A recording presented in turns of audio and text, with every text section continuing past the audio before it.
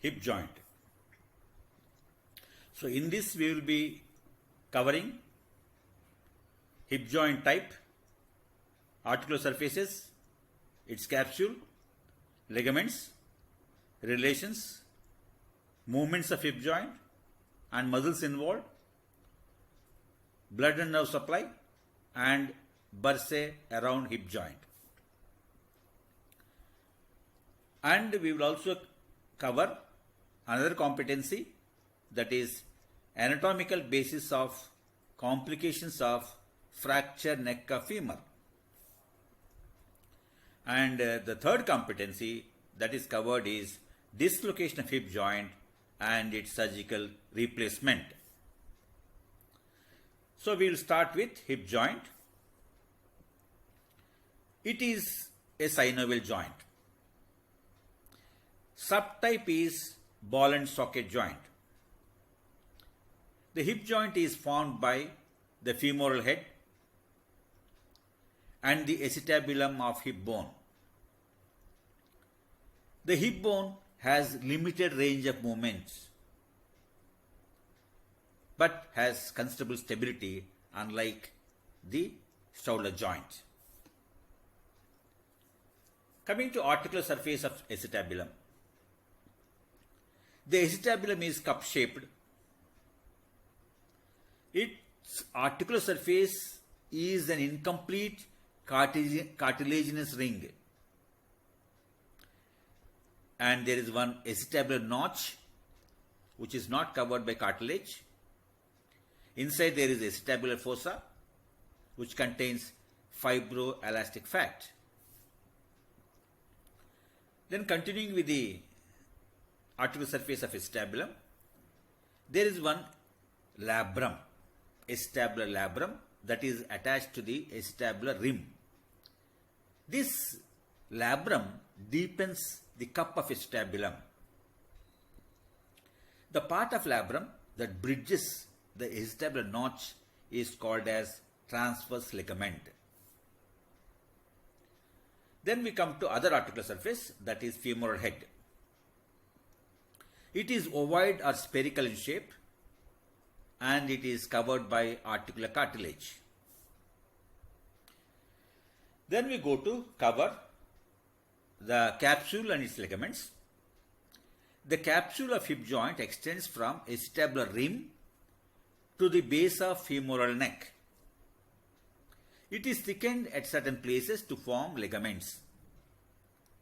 So anteriorly there are two ligaments called as iliofemoral ligament of Bertin and pubofemoral ligament.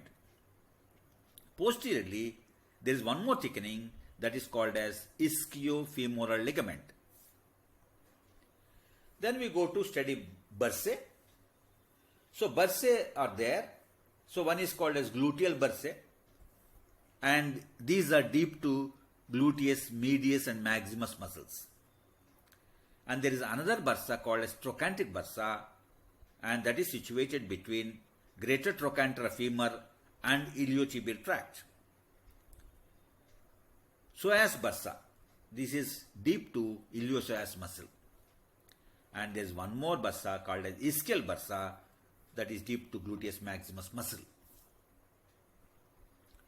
Then coming to relations. So first we will cover the anterior relations. So anterior relations of the hip joint include the straight head of rectus femoris, iliacus muscle, pectineus muscle, the tendon of iliopsoas. Then the important anterior relations are femoral vein, femoral artery and femoral nerve. Then we go to posterior relations. The posterior relations of hip joint include the tendon of obturator externus, then quadriceps femoris muscle, then obturator internus and the gemelli muscles, that is superior and inferior gemelli muscles, piriformis muscle, and the important relations posteriorly are sciatic nerve and gluteus maximus muscle. Then we go to superior relations. Superior relations include all the gluteus muscles, that is gluteus minimus, gluteus medius and gluteus maximus. Then we come to inferior relations. The inferior relations of the hip joint include piriformis, obturator externus, pectineus, and adductor comfort muscles, that is gracilis, adductor longus, adductor brevis, and adductor magnus, and also the hamstring muscles. So these are inferior relations. Then we go to arterial supply of the hip joint, and the branches are contributed by the obturator artery, the medial circumflex femoral artery, superior gluteal artery, and inferior gluteal artery. Nerve supply. The nerve supply of hip joint is derived from nerve to rectus femoris, that is from femoral nerve, superior gluteal nerve, then anterior division of obturator nerve, and from nerve to quadratus femoris. Movements. Flexion is there. Flexion is forward movement in a sagittal plane. And the flexion range depends upon the position of the knee. And the flexion is possible up to only 140 degrees. Then coming to extension, it is backward movement in the sagittal plane. And the backward movement or the extension is restricted to 30 degrees. Then we go to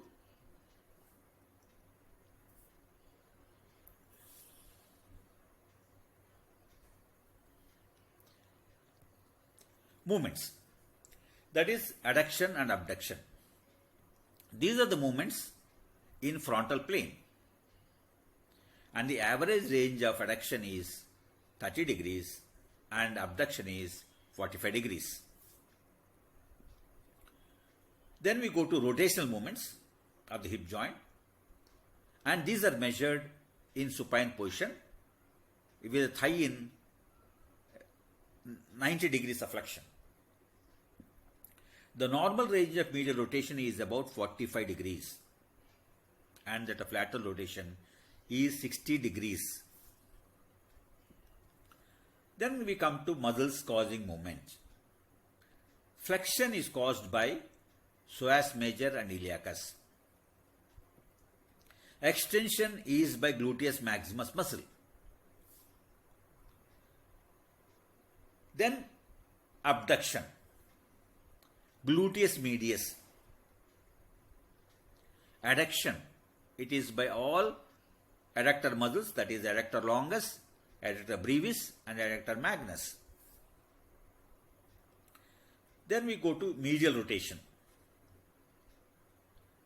This is done by tensor fasciae lata muscle and gluteus medius and minimus muscles. Lateral rotation. Lateral rotation of the hip joint is by obturator muscles, that is externus and internus, then gemelli muscles, superior and inferior, and quadratus femoris. Then we come to next competency, that is anatomical basis of complication of fracture of neck of femur. 50% of the fractures of proximal femur are in the femoral neck. This frequency is increasing in the world as the number of old people is growing fast. The rise of age-specific incidence is due to osteoporosis, diminished muscle volume, and lack of neuromuscular coordination. Then we can say incomplete and complete fractures. Colles first classified femoral neck fractures as incomplete and complete fractures.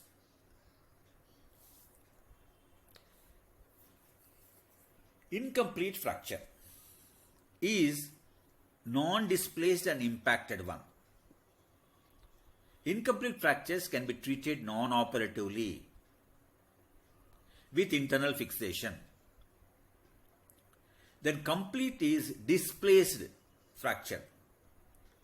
Needs internal fixation,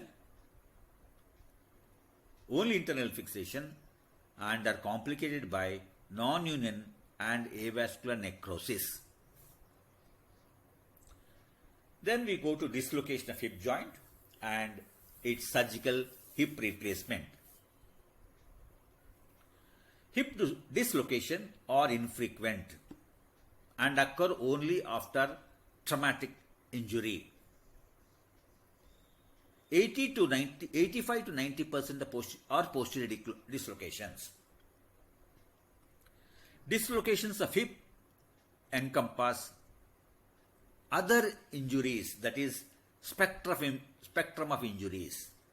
It is not only hip, but other structures are involved. That is, hip dislocations encompass a spectrum of injuries.